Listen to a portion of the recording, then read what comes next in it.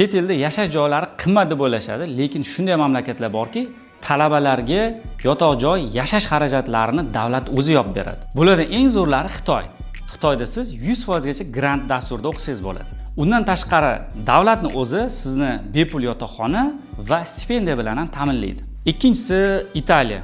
Italiyada 100% grant dasturida o'qishingiz va yiliga 8000 gacha stipendiya olishingiz. Hatto kuchli o'qiydigan talabalarga yotoq joy va oziq-ovqat xarajatlarini ham davlat o'zi yopib beradi. Uchinchisi bu IT mutaxassisligi uchun zo'r imkoniyat Germaniya davlatida. Bilasizlar, Germaniyada katta grant olish uchun nemis tilini bilish kerak, lekin ingliz tilini bilib grant olaman deydigan talabalarga IT mutaxassisligi uchun juda zo'r imkoniyat, yotoq joylarigacha davlat tomonidan yopib beriladi. So'nggi yillarda Germaniya davlati IT mutaxassislarini juda ko'p jalb qilmoqda.